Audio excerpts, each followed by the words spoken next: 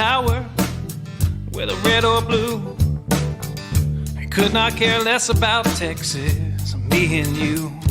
They created this give me country that don't value hard work. For a Texan to survive, all we need are some seeds and dirt. Texan rise, don't you hear your call? Got to save your country before it's long gone. Texan rise, don't you hear your call? Got to save your country before it's long gone.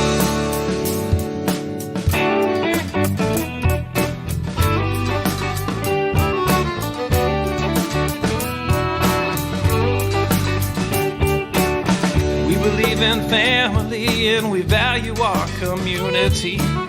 Gladly lend a helping hand to a neighbor in need. And we don't believe that government should provide for all of society's needs. No, it's the pride of a Texan to give to others voluntarily. Texan rise, don't you hear your call? Gotta save your country before it's long gone. Texan rise, don't you hear your call?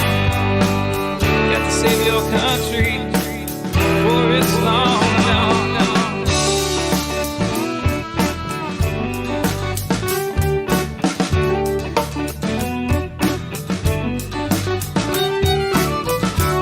Our tax dollars and they love our natural resources. They don't want to see us driving trucks, they'd rather see us riding horses. And now they want to ban our guns, you know, especially the ones that look scary. But may I remind you of the Gonzales Cannon and the Alamo heroes we buried. Texan rise, don't you hear your call? Got to save our country before it's long gone. Texan rise, don't you hear your call? Got to save our country before it's long gone.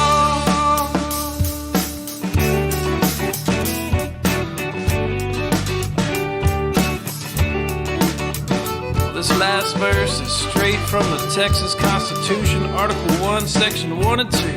Look it up.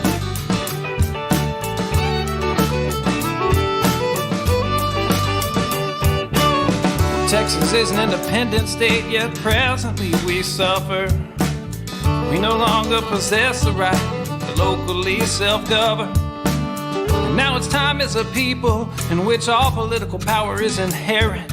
And in such manner we find expedient, we reform or abolish our government. I said, Texan rise, don't you hear your call? Got to save your country before it's long gone. Texan rise, don't you hear your call? Got to save your country before it's long gone.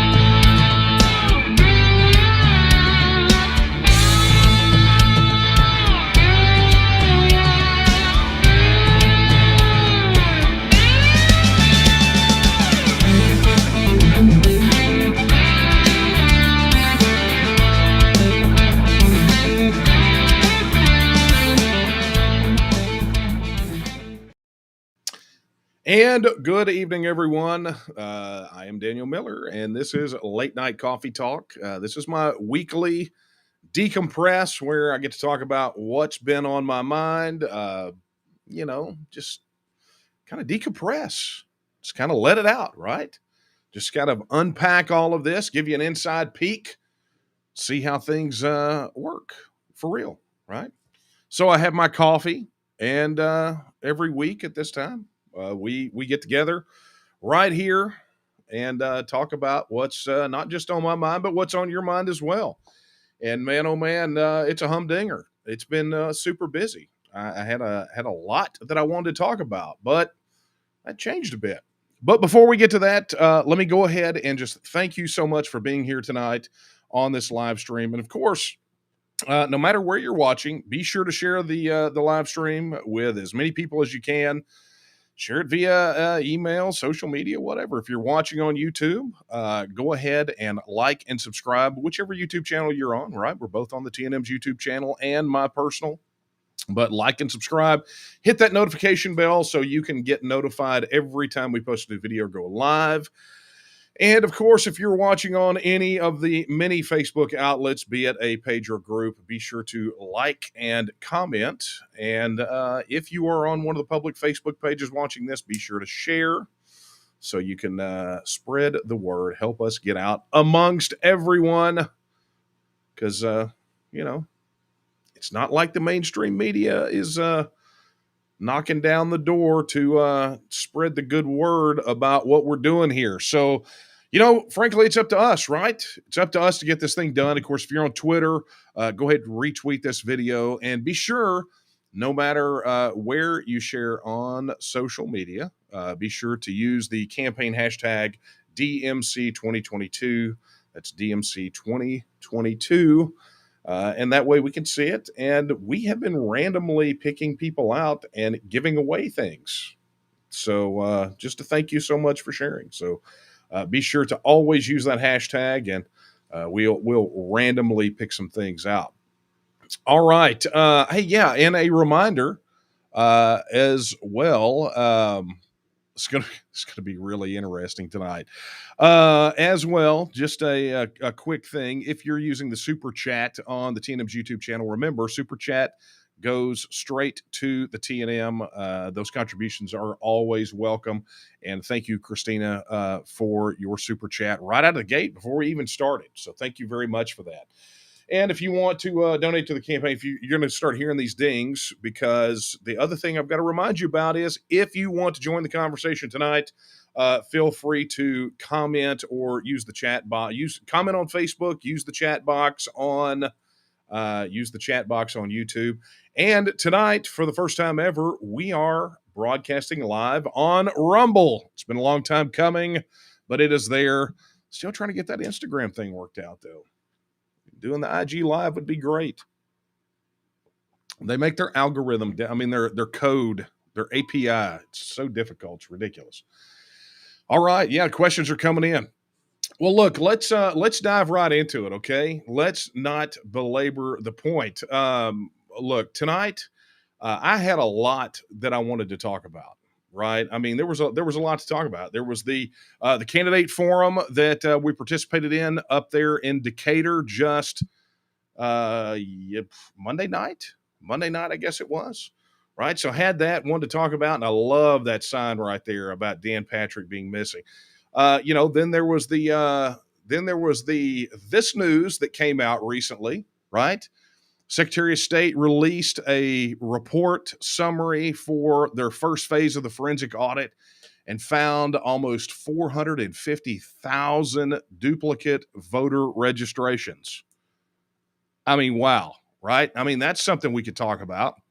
Or, one of the things I want to talk about was this, a story that was not just in the Texan, but was everywhere. But this was the headline I grabbed, that the Biden administration eliminated review of federal regulations.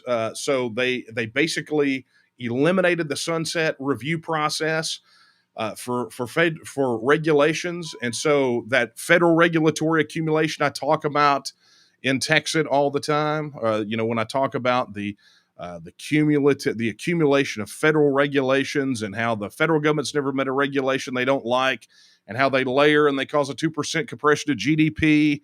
That it basically means that they're costing us about 85% of what should be our take-home pay. Could have talked about that. That was a really good one that I really wanted to get to. Then then there was this, right?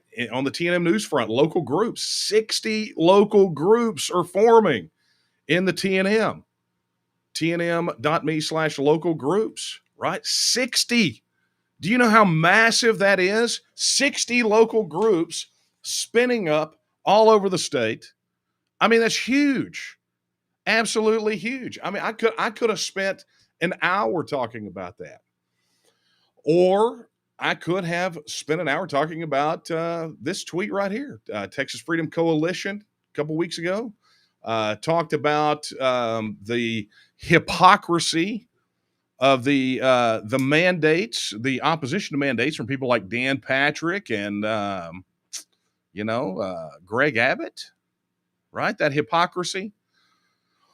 And then and the response that I tweeted, right? One of the reasons that I'm challenging Dan Patrick in the primary was this. And then there was this quote: an unchallenged tyranny today becomes accepted public policy tomorrow. Now, that's not a quote from anyone. I wrote that. And given the events of the last, I guess probably 48 hours, really more, and coupled with what I said at the bottom of that, it really forced me to change direction, right? Because if I'm going to say that an unchallenged tyranny today is accepted public policy tomorrow, that also goes for unrebutted lies, right? So when politicians, whether elected or wanting to be elected, lie, and it goes unchallenged, unrefuted, unrebutted, then it becomes accepted as truth. And I have to tell you, I have had a policy for many, many years of just trying to take the high road, right? Trying to take the high road, trying to keep it classy, right? Trying to be above this nonsense, and that goes for when you had an organization like This Is Texas Freedom Force, their president over there, who has slandered us for years, where we had to send them a letter from our attorneys to cease and desist, or we were going to sue the crap out of them, right? Not really talking about that, not really airing that out in the public, because it doesn't do anyone any good. And when what I'm going to talk about tonight, when it was going on, I haven't commented on it for weeks, until basically over the last 48 hours. I've been pushed to do it, because at some point you poke the bear wakes up, and the bear mauls you, right? And I liken that to the way that Texans are right now, right? We have been mistreated, we've been stepped on, we've been stomped on, and we've taken and we've taken and we've taken, and we're not going to take it anymore. And one of the biggest objections that we have to this elected class that's in Austin right now is the federal government uses and treats Texas like a doormat, and they just fold, right? They just roll over and they accept it. Now they'll tweet their rear ends off, right? They'll tweet till their thumbs fall off, shaking their fists about how awesome they are and how mad they are. But when do they ever really do anything about it? Well, they don't. And all of that starts with the small stuff, right? And I'm not saying that at any point we have to obsess, right? Don't make mountains out of molehills. We don't have to take the little things and respond to every little criticism or every little jab. We're beyond that. But at some point, there is a line that is crossed where the lies become such that they have to be addressed, no matter who they're from, right? No matter whether they're from some elected official in some office or from some peon trying to make a name for themselves. And sometimes these things have to be addressed.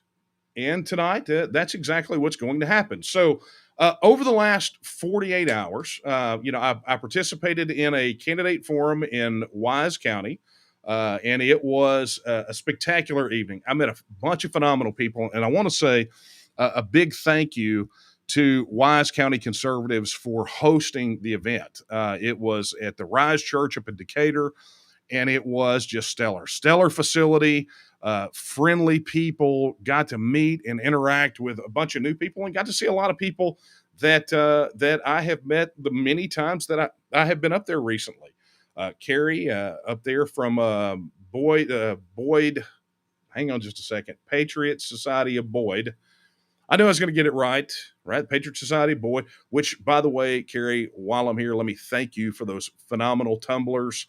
It means the world. It was phenomenal to get to see you guys. And of course, seeing the hoppers and everyone up there, and finally getting to meet one of the candidates that is in the lieutenant governor primary with me, Tracy Bradford, who has a stellar reputation, who was the absolute picture of friendliness, courtesy, and grace, right? On a couple of points, we had a little bit of difference where we differed on the way that we would approach some things.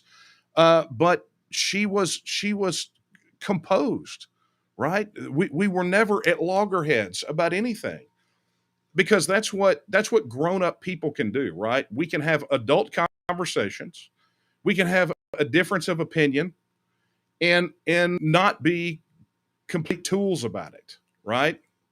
That's just called being an adult. That's called being grown up, being an adult, and living in a civil society.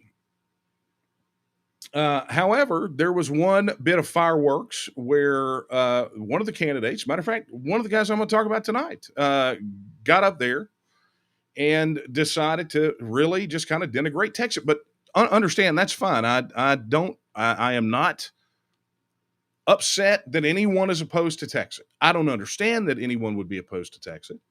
But that doesn't get me. But it's what happened before that and what happened after that has become problematic. That has pushed me to do what I'm doing tonight. That has forced me into a position where I have to respond, because let me explain something to you. And I was pretty plain about this before I even announced that I was going to run for lieutenant governor.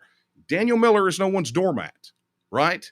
If you come at me, you come at my family, you come at the organization, you come at the cause, you better be right and proper.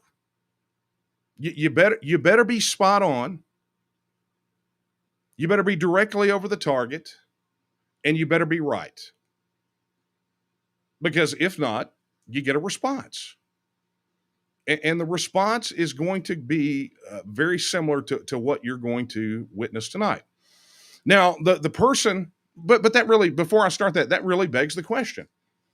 How should we feel when we catch someone that's running for office outright lying?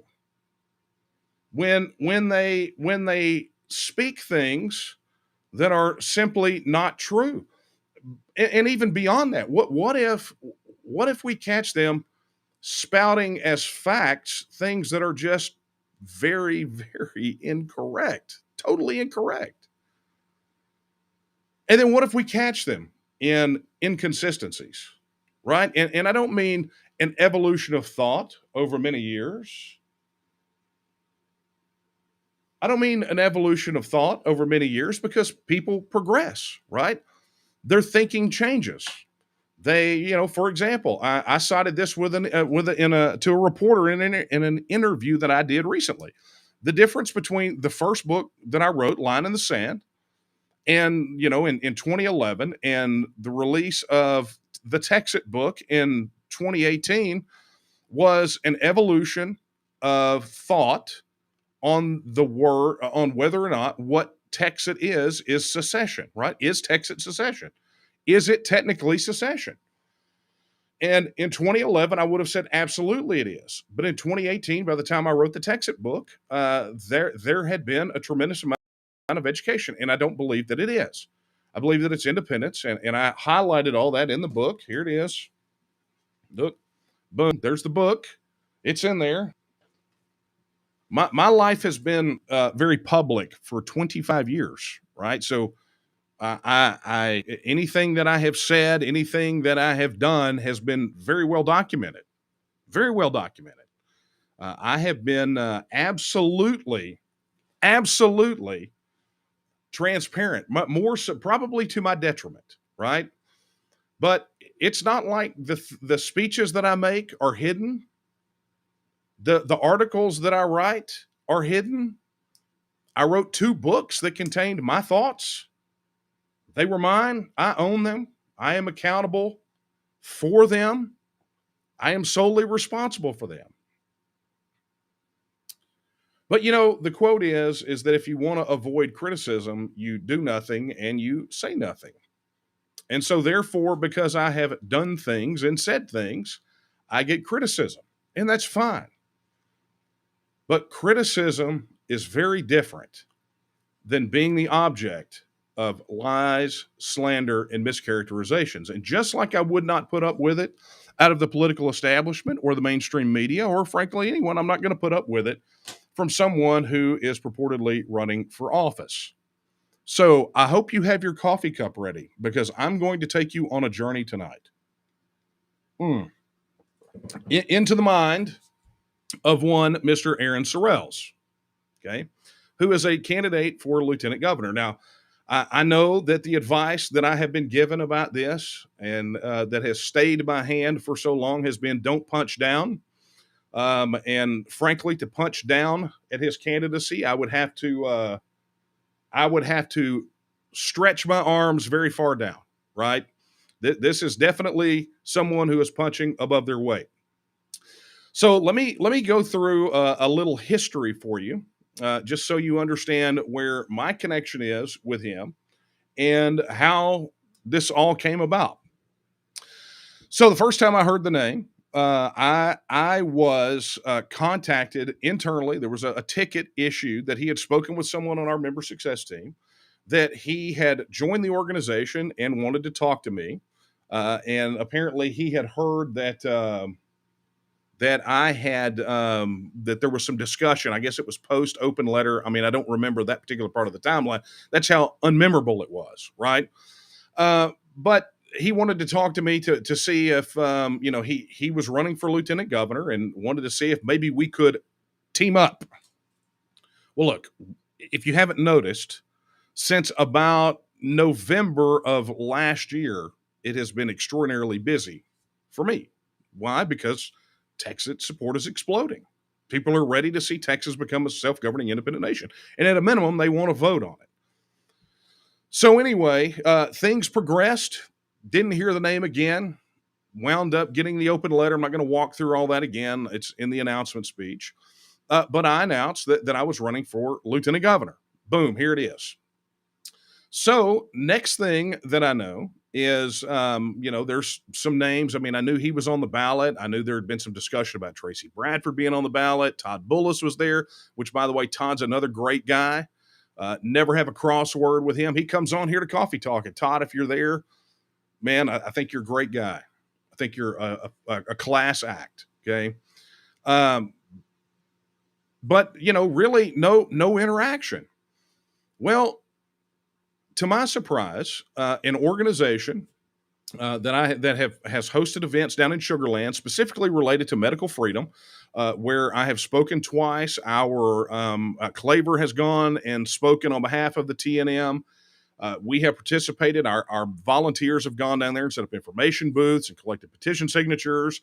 And they do a phenomenal job. The folks down there at Freedom Matters down there, they do the events in Sugar Land. So if you've seen them on the calendar, you know what it is.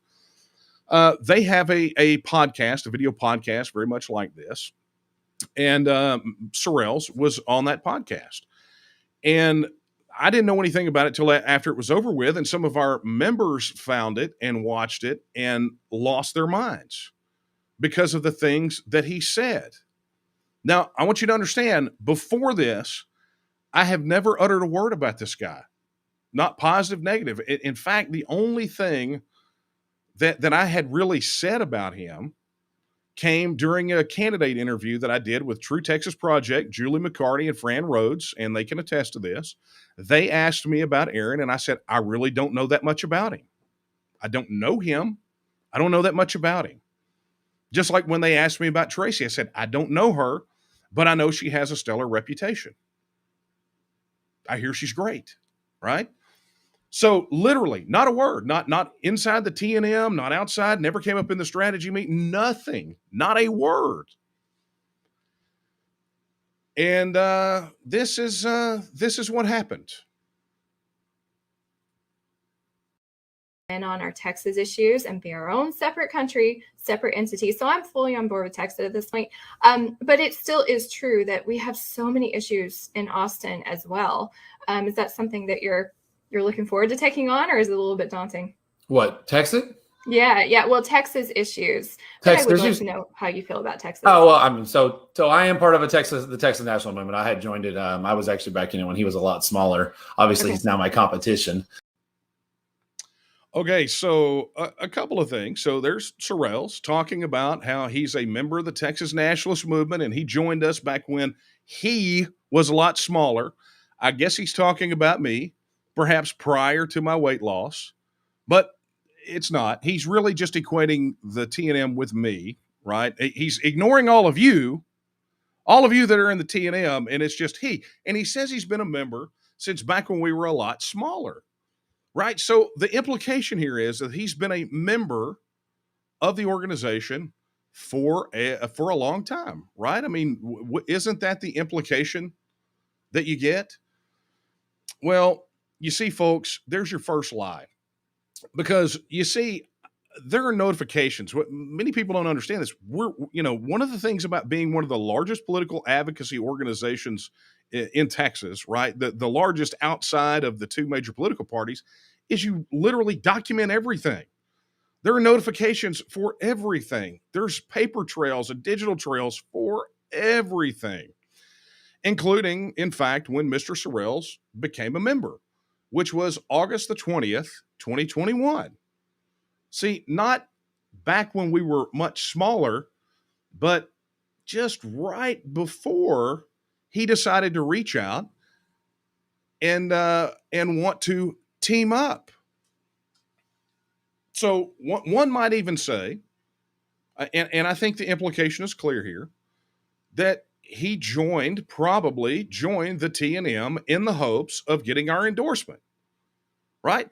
And when you join the T&M, you know exactly what it is that we do, right? Political, cultural, economic independence of the nation of Texas. Secure and preserve a constitutional republic and the inherent rights of the people of Texas. It's no secret, right? He didn't accidentally fall into the keyboard and the keyboard randomly hit the keys for him to become a member. He joined, knowing full well, and then immediately sought out to team up. But that's not really what happened, right? There was not a team up. And in fact, it seems that recently he's had a change of heart, that he no longer wants to be associated with the TEXIT movement, which we'll talk about that here in a minute. But he's now against it, right? So he had a conversion suddenly on August the 20th, decided he wanted to team up, couldn't get the team up, and decided now that, well, he's no longer on board. Well, I mean, can you imagine from the standpoint of our organization what that would be like if we said, you know what, we're going to team up with this guy, and then all of a sudden he has a change of heart? Why? Because something didn't go his way? That's not very adult, is it? Not in the least. But you understand that is the first lie right out of the gate. Literally, when they start talking about the TEXIT issue, he lies about his length of involvement. It's a lie. And it's an easily provable lie. But I go on, because it doesn't end there. He goes on to, well, and let me just let him say it. Right. Yeah, it's fine. I'm not scared of it. We love Daniel. He's good too. Y'all are both awesome. So, I actually reached out to Daniel for 2 months before he got in this, and I was like, look, I'm a member. Like, why don't we just team up? And I'm already in and he didn't reach out to me. So here we are. Right. His words, not mine. His words. Well, he goes on, and I will tell you the entire interview is still available, right? If you go to the Freedom Matters Facebook page, you can watch that entire interview, right? And judge for yourself. I didn't have time to play the whole thing, nor do I have any inclination to do so, because I'm only addressing the issues specifically aimed at me and the TNM, right? And he has some pretty pointed things to say about me, but I want to tell you that since he has gone on his the messages I got today about his social media post was pretty much that he was really coming unhinged, right? Like for example, here's what he posted today. He says, time to put to rest my stance on an issue for everyone. I am no longer in support of the TEXIT movement. Okay. So what we see here is we see a sudden conversion in August. So September, October, November, December, and not even to that point in January, and boom. So 4 months, he goes from being a guy who wants to team up so he can get the endorsement of the TNM to I'm no longer in favor of it, right? And then he goes on, right, to say, and he goes on, talks about a lot of different, it's very unhinged, but he says 50 to 60% of the military of this country has and always will be Texan. Well, that's also not true, right? That is a disprovable fact. The actual statistics are in this book, right? In that book. Or you can get them on the website, texitnow.org, right? Anyone could read, but somehow in that 4 months, he couldn't be bothered to punch in a web address and read or get a book. I mean, he probably has it if he hasn't burned it already, right? He probably had a copy of the book. Maybe not, I don't know. But the bottom line is that he begins to justify his sudden turncoatedness with a whole bunch of misinformation about TEXIT and a TEXIT vote and a bunch of really twisted and unhinged logic, right? And it's all very contradictory. So I'm going to play this for you. And then, well, let me just play this. Really have a TEXIT until you change out the leadership in Texas to get people that are going to actually fight. Because here's the thing, if Texas pulls out its own, the U.S. has like 15 to 30 days to survive without our pipeline access. You think they're going to take that easily? Okay, so he says, right? So one of his objections is that, and this has been his new tirade, is that if we do this, it's going to lead to civil war, right? That the federal government's going to come in, they're going to murder everybody. And in fact, at one point, he accuses the TNM, because we're advocating for TEXIT, of advocating for murder. And frankly, that was what most of the people who contacted me about that interview were upset about, is that he essentially said that if you support TEXIT, then you support murder. He's saying that you want your fellow Texans dead. Okay? But let me just show you the contradiction, right? So he says, okay, they can't live without Texas pipeline access, so you don't think they're going to do something about it. But then I want you to listen to what his alternative is. Are you ready? Really need to do is we need to not take our football and go home. We need to go kick all the blue states out of the United States, and we need to do what we need to do. And that would require, if you're going to really do TEXIT, you need to take the whole central part of the United States. All the other conservative states go right up the center, take the ones to the left, the ones to the right, find the few extra ones that want to join in, and no fly zone the left, the East Coast, and the West Coast, and say, have fun, boys and girls. And then you need to do it in the winter, and you cut their pipeline access and say, freeze. So let me get this straight. You don't want to TEXIT because it would cut off the U.S.'s pipeline access and they would attack us and kill us. And so your alternative is that we cut off their pipeline access.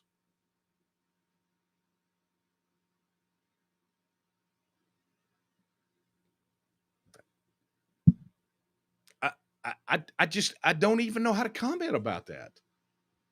I mean, it's so insane to think that someone would well, I say in all sincerity, but I don't know that he is sincere, right?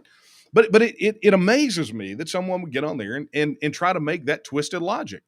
Oh no, we shouldn't TEXIT.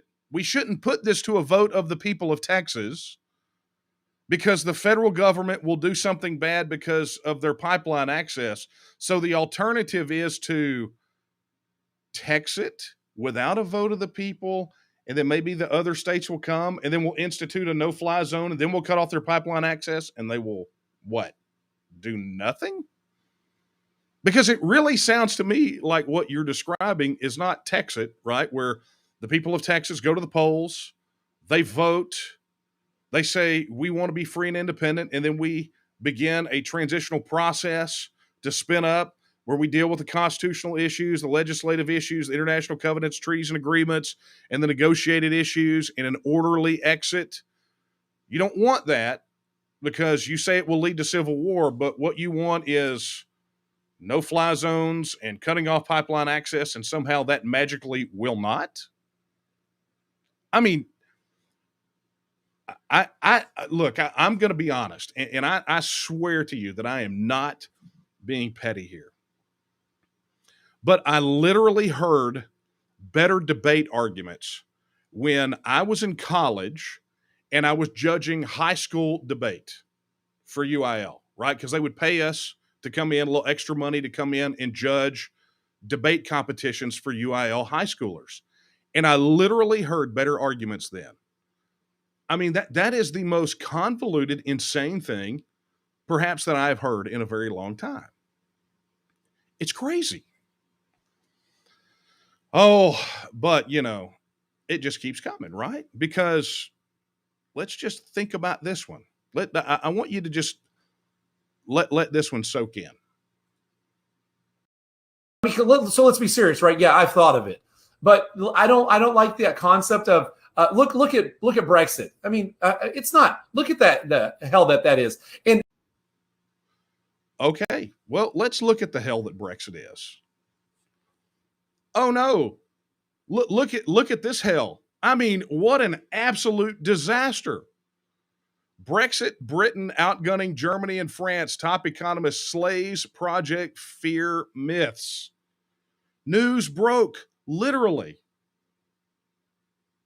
that said, because of Brexit, Britain's economy is now going to dominate Germany and France, the core economies of the European Union. So if that's pure hell, give me a double helping, please. Give me a double helping of the hell that is economic growth and prosperity. Please, sir, may I have another? But see, that just says that whatever flows between those two ears comes out of that mouth without a thought. And so you have to ask yourself, is it on purpose? Or is it a matter of being misinformed? Or is it like the little kid who, passes gas in a room full of people and gets a chuckle and then just keeps trying to do it? Well, the little kid can teach you a lesson, Aaron, and that is if you keep trying to pass gas in a room full of people, eventually you're going to crap your pants. And apparently you just crapped your pants. Okay? So it goes on beyond that, right? Let's just take a listen at this one. It's real easy to have that, hey, I'm ready to do it, and let's go pull out. There's some major consequences that are going to happen, and we're effectively creating civil war at that point. So, it's really not a TEXIT because there's going to be states that want to go with Texas when that happens. And the fact is we need to focus on pushing the blue guys out and telling DC to shove it and take our power back and kind of, the America First candidate. I tell people I'm Texas first and America can come along for the ride. So, I want to fix Texas. I want to change out the leadership, and we can tell the United States government to stick it where the sun don't shine for all, that's really what we can do. And then if they keep pushing it from there, other states will see that what's going on. And then we say, look, let's come on, boys, let's go. Yeah. And then do what you got to do, because at that point we're going to, myself and, Alan or Don or Chad, if we push that fight, federal government's going to come after us regardless if we're seceding. So at that point, then you make your move and then you pull your power play. Trying to do it right now with the tyrants in office? No, it's not a feasible option. Wow. Okay. So a lot there to unpack. First and foremost, what he's essentially saying is, now remember, I will call your attention back to this. He said, I am no longer in support of the TEXIT movement, right? So apparently since then, he's like, okay, I'm not in support of TEXIT. But yet, just Monday night, he went on sort of a tirade about it, right? He's no longer in support of it, so he was there, but he really wasn't, right? He was in favor of him or Chad Prather or Don Huffines or Alan West taking unilateral action. And, I find that quite interesting because this is what he said today. He said, TEXIT is not and will never be about one man or one entity controlling what happens to the people of Texas. This is a vote of the people. And when the people are ready to fight, we will know. Well, which one is it? Is it, I'm not in favor of TEXIT, or, TEXIT is not about one man, or TEXIT is not happening because really it's going to be up to whoever the governor and lieutenant governor are to do that. But it's not about one man or one group of men or, whatever nonsense. All I can think of is this, is that anyone who believes that the issue of TEXIT should be put in the hands of the governor or lieutenant governor or even the legislature themselves is in violation of the Texas Bill of Rights, which clearly puts the power to make these decisions in the hands of the people of Texas. And so literally what you have, if you can suffer through that Biden word soup that we just listened to, right? This convoluted, can't make a, is it TEXIT? Is it not? I'm not in favor of TEXIT, but TEXIT is a vote, but it has to be up to the people, but it can't be up to one man, but, it's going to be up to him or the lieutenant governor and the governor to do something. But if we TEXIT, it'll be civil war. But so we shouldn't TEXIT, but what we should do is do these things which are effectively actually civil war, like no-fly zones. I mean, it is Joe Biden on steroids. I mean, this is nuts.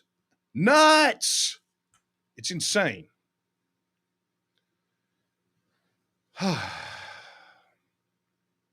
But it even gets down to things like this, folks. I mean, this is where we're getting to the levels of dishonesty, mischaracterization, and just pure craziness. So the post that I showed you a moment ago that he posted on social media today was obviously answered by some people who were bystanders, who were taken aback by some of the things that he said. And here was one, for instance, right? Where a gentleman used the word Texian, and Sorrells went after him with a quote where he talked about Texian was just about Anglos, right? Well, I have a problem with the word Texian because it really is just about Anglo-Texans. Well, you see, that's the problem. So he goes all in on this gentleman, and I don't know who this gentleman is, but sir, Texian is not a dirty word, right? Never has been, never will be. And I don't care what Aaron Sorrells reads on Wikipedia, right? Because that's all he did. He went over there and he Googled it. And the fact that he had to Google Texian is probably a sure sign. But he gave you the Wikipedia definition, right? And if you want to understand sort of the running battle that we've had with Wikipedia, just go read the news on my website at danielomiller.com. Literally had an entry for just days, and it was jerked down because, frankly, cancel culture. They said that I don't qualify. I clearly meet the criteria. I don't know who created the entry, but I want to let you know that I appreciate it. But let me show you. Let me show you some of those Anglos that were called Texians back in the days of the Republic. You know, Anglos like Juan Seguin and Jose Navarro and Lorenzo de Zavala, who gave his name to the Zavala flag, all considered Texians. Every single one of them in every historical source, they were called Texians. Non-Anglos served in the Texian army. It was the name that was used by citizens of the Republic era. It's what they were called. And it was fostered by everyone there to develop a sense of nationalism among the people of Texas, to give them a distinct national character. Look at those Anglos. Unbelievable. Right? So there you go. So now any of you who have used the term Texian, Sorrells has tried to effectively say that you're a racist, right?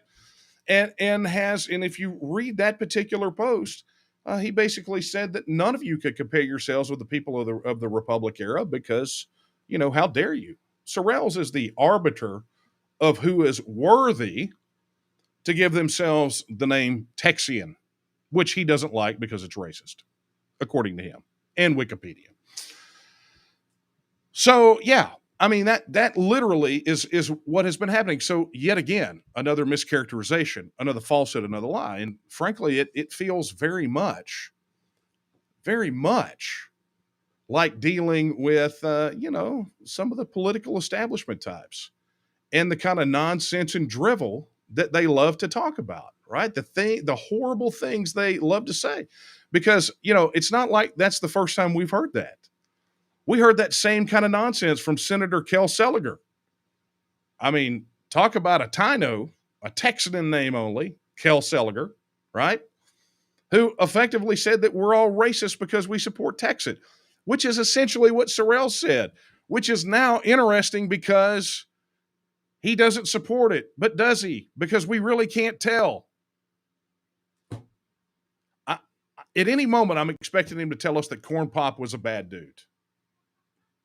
I mean, really.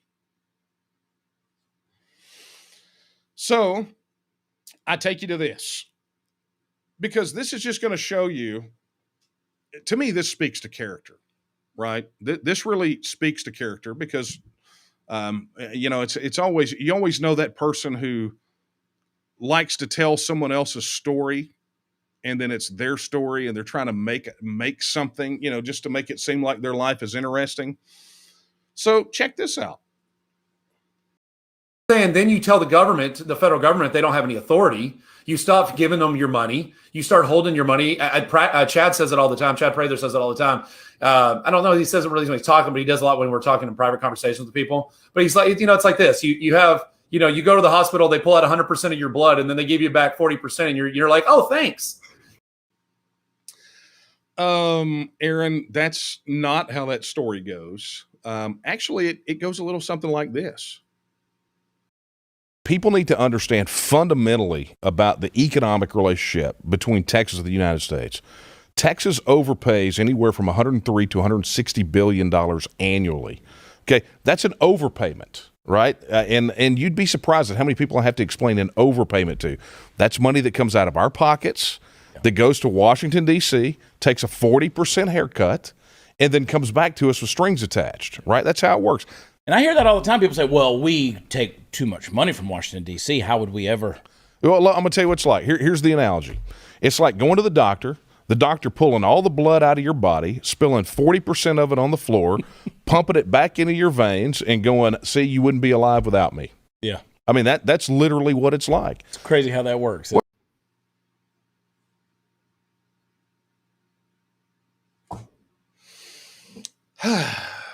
There's been more talk than coffee. But I'm running out. My cup runneth under, and that's a problem. But as you see, right?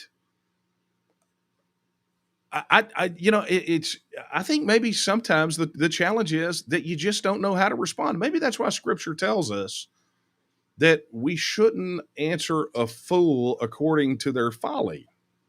right? It's what was the and I think I saw someone comment on that video. It's better to be thought a fool than to open your mouth and remove all doubt.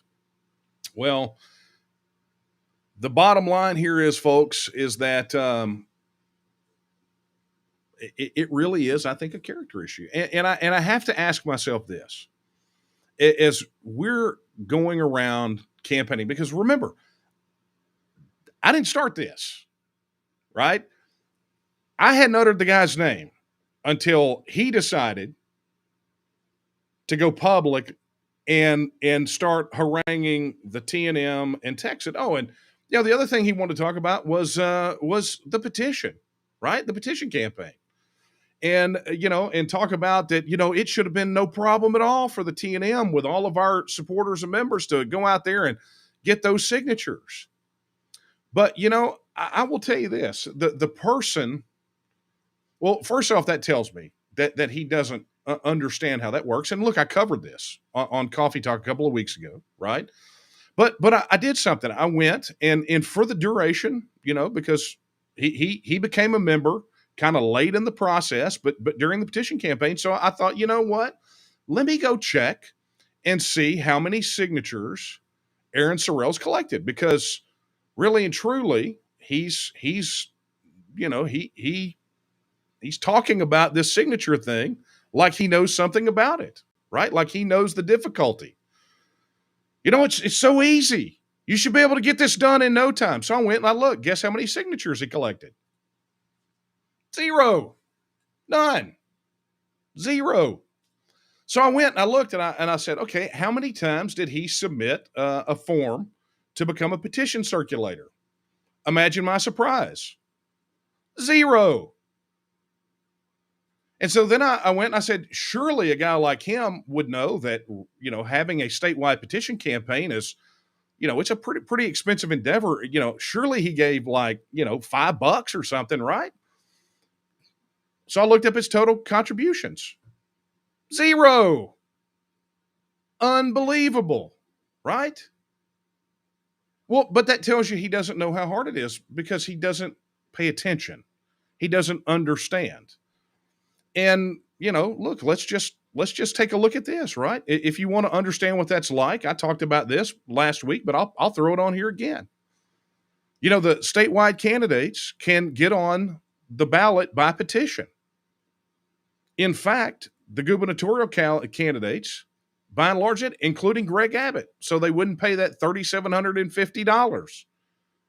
And I want you to listen really closely, because their window is the same, right? Their threshold is far lower. Our threshold was shy under 80,000. Their threshold is only 5,000. But with the same amount of time, this is what Greg Abbott was able to collect. On this stack of papers are the signatures of more than 20,000 Texans to get me on the ballot to remain as your governor of Texas.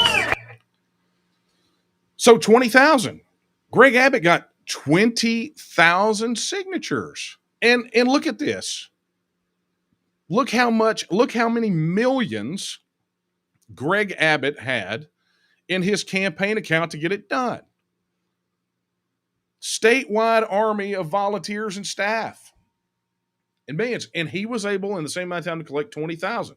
So let me tell you something. If you hadn't been there, then you don't know.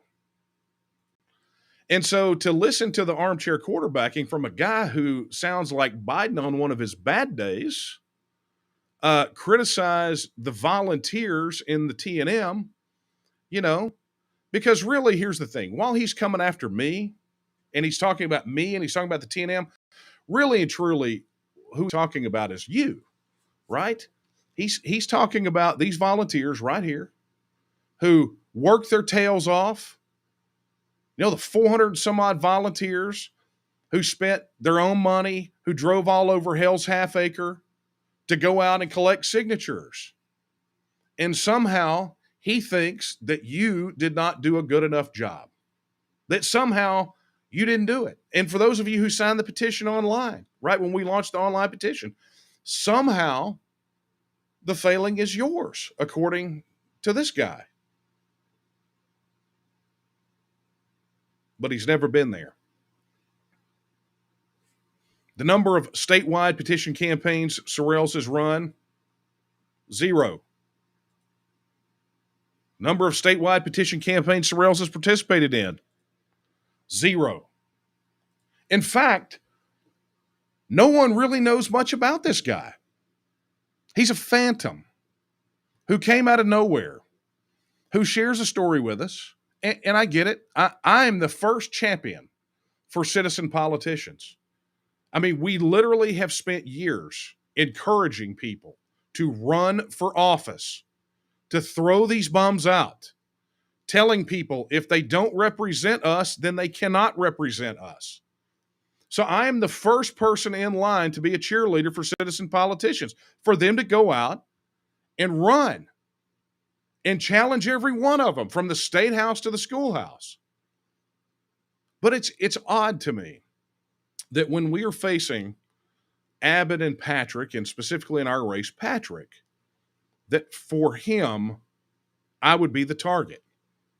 That it would be his primary objective to denigrate 25 years of service, to effectively disenfranchise not just the 400 and some odd thousand people that are directly connected with the TNM, but the majority of Republican voters who have indicated on multiple occasions that they want TEXIT, or at a minimum, a vote on TEXIT, right? I mean, it was 54% of Republicans in 2014. That's over half, right? So it's amazing to me that a citizen politician would come out, and then rather than making Dan Patrick their primary target, they make Daniel Miller and the TNM and TEXIT their primary target. And so I think to myself, who does that benefit? Who does that benefit? Who could be the primary beneficiary of such a maneuver like that? And the answer is quite obvious to me. It's this guy right here. It's this guy. He becomes the main beneficiary of this sort of craziness. Now, I'm not saying that it's intentional, not by any stretch of the imagination, but it is a strategically poor decision for any of Dan Patrick's challengers to be going after one another, because I want to give you a good example of how this looks, how this should look, right? Go look at Abbott's challengers. I don't see Alan West and Don Huffines and Chad Prather tearing each other down. Not by any stretch of the imagination. They're not tearing each other down. I've not heard Don Huffines talk about Alan West in Congress. I've not heard, Chad talk about Huffines. I haven't heard Alan talk about, they don't. They keep the main thing. And that is a sign of maturity and wisdom and strategic insight. And I would say to you right now, to everyone listening, that if a candidate right now in the primaries does not have the sense that God gave a fence post to understand that, then they are undeserving of your consideration. I'm not saying you have to consider me. I would appreciate it. You know where I stand on these issues. But I'm saying that if they can't keep the main thing here, and blow wherever the wind takes them, and will say and do whatever is necessary to potentially get a vote, right, for the entire purpose of getting a vote, including compromise their principles, which apparently are not firmly held, then they are not deserving of your vote. Because if you're going to vote for somebody that has no fixed rudder, right, that has no fixed set of principles, that will say and do whatever to get a vote, no matter who it empowers or who it hurts, then just vote for Dan Patrick, because that's what you got right now. And folks, we don't need elected officials that are that way. Because if their minds can be changed as easily as we have seen, with what we talked about tonight, then just imagine what happens when the donor class and the lobbyists show up and start pouring honey in the ears, or when the federal government comes knocking and all of that rhetoric about turning off the pipelines and turning no-fly zones and all that becomes a reality. Imagine how they will fold. Imagine how they will knuckle under and succumb to pressure. And all of the rhetoric in the world won't save you. Because in the end, if you've got no history of standing up for your principles, if you have no background for putting your principles into practice, if you have never risked a single solitary thing in your 40 plus years of existence on this planet, then you really don't have a lot to talk about.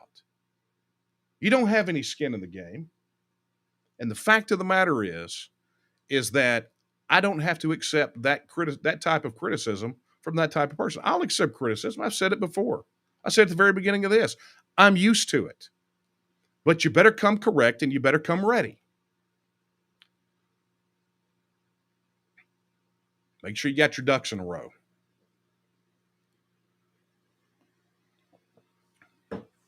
So, as far as I'm concerned, this was not mine to start, but it was mine to finish. And understand that he will probably go on and on and on, back down to crazy town, right? Start ranting and raving about these sorts of things. But beyond that, it doesn't really matter to me. Because now this is committed. This has been recorded, right? And it will be available. It'll be available on the YouTube channel. It'll be available everywhere. And people can judge for themselves, right? When there is fact-based evidence, when there are contradictory statements, when he says things out in public that are blatant lies. In fact, after the event in Wise County Monday night, members went up to him, members and supporters that were there went to him, and he said that I had been the one that's been trash talking him. I haven't really talked about this guy at all. Not at all. He lied. He said that we kicked him out of the organization. He said that he said I kicked him out of the organization. Didn't happen. I'm not the one who makes those kinds of decisions in the T&M. That's not my prerogative to do so. That goes over into membership. And he hasn't been kicked out of the organization. His membership was not revoked, although I'm pretty sure that there is probably a review case going through the system right now for his violation of the codes of conduct, right? Just the way it is. I don't deal with that. I don't have, if there were 48 hours in a day, I still wouldn't have time to deal with that sort of thing. But that's what the membership director does. And then the executive director, there's a whole process. But it was yet another lie. Another lie. So, do with this what you will. Do with it what you will. I am not going to be derailed and sidetracked because we got a lot to talk about. And, granted, I didn't get a chance to really dive off into your questions tonight because there was a lot going on. There was a lot to decompress. There was a lot I wanted to talk about. There was a lot I wanted to discuss. But as I said earlier, much like an unanswered tyranny, an unanswered lie today becomes an accepted truth tomorrow. And I cannot abide that. I cannot abide someone lying directly about me, lying about the organization, denigrating our volunteers and supporters, or giving out misinformation about a subject for which I am passionate and have done more research than Carter's got liver pills. I have slept, ate, and breathed Texas independence for 25 years. And granted, if people have alternative options that they would like to discuss, then that's a possibility, right? In fact, even Aaron himself, he says, what I ask are real questions that need to be addressed. And every time those questions are brought up, the TEXIT people, they act like I'm crazy. Well, they're acting like you're crazy because the answers are already there. They think you're crazy because you haven't taken the time to go do what you got to do to learn the answers. And I don't think they're acting like you're crazy. I think they're acting like you're just lazy or you're just looking for something to complain about. Because let's not forget what you said just a few short weeks ago. And on our Texas issues and be our own separate country, separate entity. So I'm fully on board with TEXIT at this point. But it still is true that we have so many issues in Austin as well. Is that something that you're looking forward to taking on, or is it a little bit daunting? What, TEXIT? Yeah. Well, Texas issues. But I would like to know how you feel about Texas. Oh, well, I mean, so I am part of the Texas National Movement. I had joined it. I was actually back in it when he was a lot smaller. Obviously, He's now my competition. So there you go. You had every opportunity in the world to ask and get answers to your questions. And you still do. Look, you can go on Amazon. I mean, that book has been a bestseller on Amazon 4 separate times, right? The TNM, as part of its fundraising efforts, sells tons of them. There were actually copies at the Candidate Forum Monday. So if you really wanted answers, you could have just walked over to the table. I probably would have given you one, just to save you the embarrassment. But here we are, as you say. So where we go from here, and I'm going to tell you, as far as I'm concerned, I have answered this, and I have no intention of dealing with these particular things again, unless they're brought up. And my suggestion is, don't poke the bear. If you want to have a TEXIT debate, wait until we at least have a vote on it. Because the only thing under contention right now is whether or not the people of Texas have the right to vote on it. And what we have established already is this, is that the people of Texas, at a minimum, want a right to vote on it, as is their right under Article 1, Section 2 of the Texas Constitution.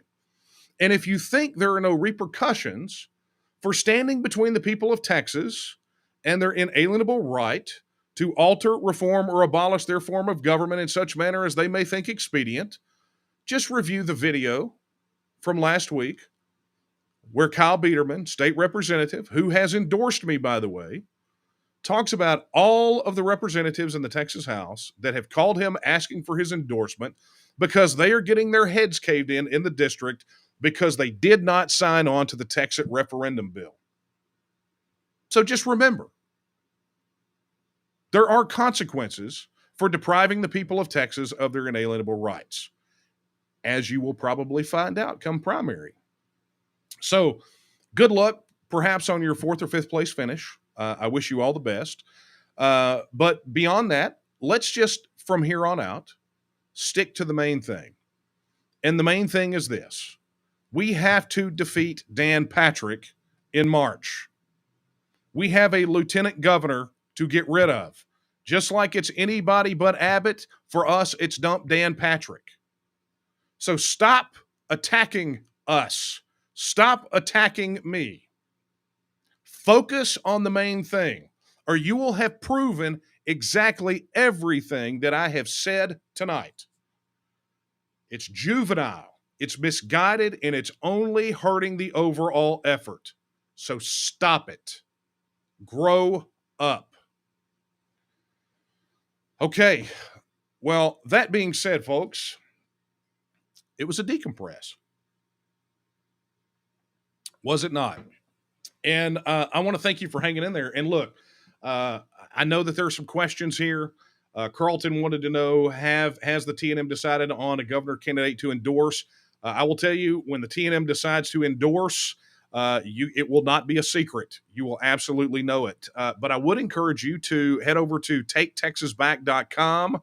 The TNM PAC has just released the site, and we are getting candidate pledges right now on the Texas First Pledge. So if you have a favorite candidate that has not pledged, send them over to taketexasback.com, have them do the Texas First Pledge, and get listed on the site. Great candidates over there, and I really wanted to talk about some of them tonight, but here we are, right? Sometimes you just gotta call an audible, and that's what happened. Joe wanted to know what my stance is on mineral rights and eminent domain. I'm going to hold on to that until next week. And Polo says, will you ever have the opportunity to debate that joker, Dan Patrick? Well, I will tell you, I did an interview with a news outlet today, and I issued the challenge again. And every chance I get, I will continue to issue it, and I really hope I get to. That would be a lot of fun for me. So that being said, I know we're a little over time, and so I'm going to go ahead and wrap up, but I want to thank you for your attention tonight and your participation. And look, thank you for your support. You guys have been a wonderful. It's like a family, right? I do get a chance, now to switch over to the chat some, although I don't get to scroll too much. But I am just excited to see so many of you that I have never met face to face or coming out and seeing us on the road at these campaign events. As a matter of fact, tomorrow night, I will be at a candidate forum in Cook County for the Cook County Republican Women up in Gainesville. And then I will be recording an episode. Well, got a media interview on Friday, and then it's just going to be one thing after another. So just go check it out, right? Go to my website at danielomiller.com and check out the events and find where you can catch us on the road. We're always bringing campaign signs. We've got not just campaign merch, but we got plenty of TEXIT material too. So, and of course, copies of the book. So you can always get that. And of course, proceeds from the book, depending on which side of the table you get it, will either go to the TNM or to the campaign. And by the way, I saw, I don't know who did it, but thank you for the campaign contribution that came in during the broadcast tonight. If you'd like to make a contribution to the campaign, head over to dmcdonate.com. That's dmcdonate.com. DMC is in Daniel Miller Campaign, dmcdonate.com. All right. I will leave you tonight with the words that I leave you with every single solitary week. And it is this. Sam Houston said that Texas will again lift its head and stand among the nations. I believe that time is now. And the question is, will you stand with her? Good night, everyone.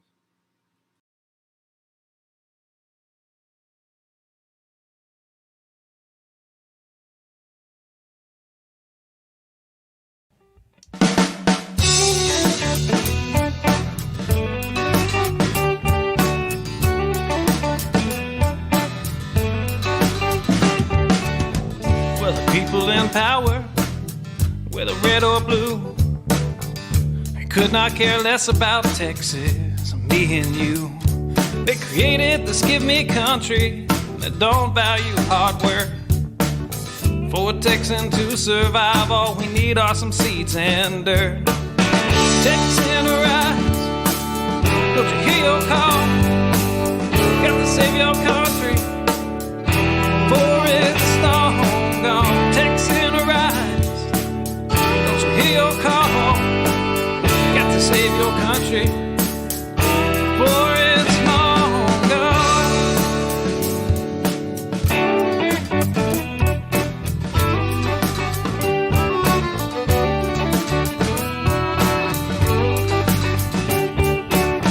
We believe in family and we value our community. Gladly lend a helping hand to a neighbor in need. And we don't believe that government should provide for all of society's needs. No, it's the pride of a Texan to give to others voluntarily. Texan rise, don't you hear your call? Gotta save your country.